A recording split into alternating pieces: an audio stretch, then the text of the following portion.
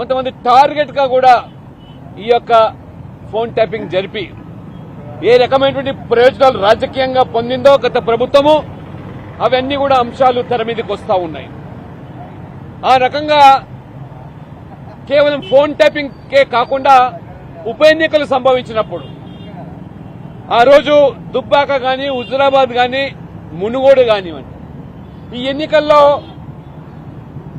డబ్బు ద్వారా గెలవడానికి ఆనాడు అధికార పార్టీగా ఈ పోలీసుల ద్వారానే ఆ డబ్బు మరి పోలీసుల వాహనాల ద్వారా పంపిణీ జరిగినట్టుగా కూడా వార్తలు వస్తూ ఉన్నాయి.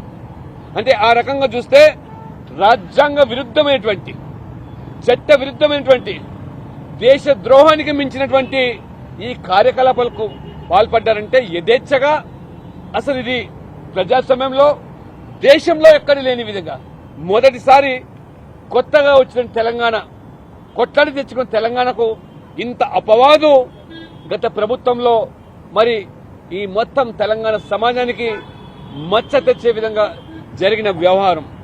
కాబట్టి ఇవాళ దర్యాప్తులో మరి పాత్రదారులైతే ఇవాళ అరెస్టు కాబడతా ఉన్నారు, జైలుకు పంపిణీ జరుగుతున్నారు. కానీ సూత్రధారులు ఎవరు? మరి ఇవాళ రేవంత్ రెడ్డి గారు కూడా ముఖ్యమంత్రి మరి వాళ్ళ తాట తీస్తామంటారు, వాళ్ళను వదిలే ప్రసక్తి లేదంటారు. మంత్రులు కూడా ఒకరు మించి ఒకరు ఏ రకంగా ఇవాళ వారు మరి ఈ దర్యాప్తులో ఎవరిని వదిలే ప్రసక్తి లేదు, ఎంత స్థాయిలో ఉన్నా వదిలే ప్రసక్తి లేదంటారు. మరి దర్యాప్తులో బీఆర్ఎస్ సుప్రీం ఆదేశాల మేరకు జరిగిందని మరి కొంతమంది ఇవాళ అధికారులు వెలిబుచ్చుతా ఉంటే మీరు ప్రభుత్వ అధికారులుగా ప్రభుత్వ ఆదేశాల మేరకు ఏ రకంగా మీరు నడుచుకుంటున్నారో గతంలో ఆనాది ప్రభుత్వం ఆదేశాల మేరకు మేము ఈ రకంగా చేశామని బహాటంగా వారు చెబుతున్న వార్తలు వస్తూ ఉంటే ఆశ్చర్యం కలుగుతుంది. అందుకనే మరి ఇవాళ రేవంత్ రెడ్డి గారు ఈ యొక్క ఫోన్ ట్యాపింగ్ కానివ్వండి, ఇవాళ అనేక అంశాలు ఇవాళ మీరు ఎన్నికల ముందు కాళేశ్వరం యొక్క అవినీతి గురించి, కుంభకోణం గురించి మాట్లాడారు, మేడిగడ్డ గురించి మాట్లాడారు, ధరణి గురించి మాట్లాడారు, అదే రకంగా డ్రగ్స్ మాఫియా గురించి మాట్లాడారు. పెద్ద తలకాయలందరూ కూడా వదిలే ప్రసక్తి లేదన్నారు. మీరు మెక్కిందంతా కూడా ఈ బీఆర్ఎస్ నాయకులు కక్కించి ప్రజలకు పంచిపెడతామన్నారు. ఇవన్నీ కూడా ఇవాళ చూస్తూ ఉంటే 4 మాసాలైంది, ధరణి ఊసే లేదు. ఇవాళ ఈ యొక్క మేడిగడ్డ కాళేశ్వరం మీద దర్యాప్తే ప్రారంభం కాలేదు, విచారణ నోచుకోలేదు.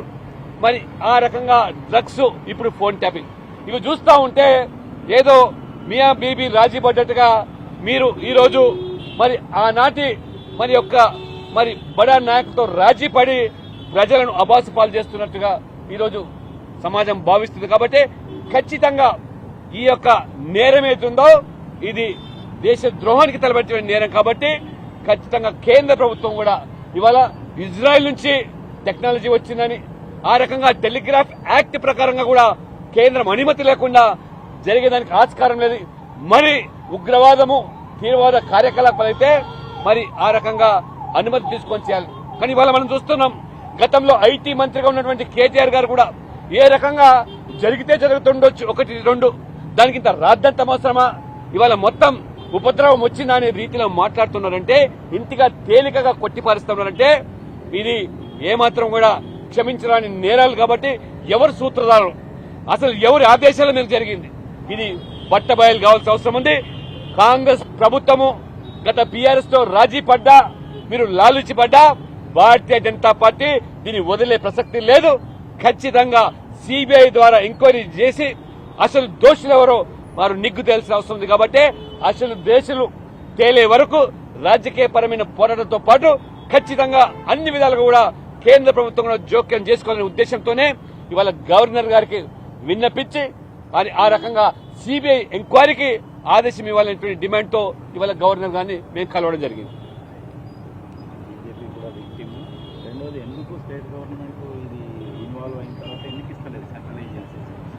ఇప్పుడు రెండోది ఏంటంటే, ఇందులో బాధితుల్లో బీజేపీ పార్టీ నాయకులు, బీజేపీ కూడా ఉందనే విషయాన్ని మీరు పత్రికలు చూస్తా ఉన్నారు.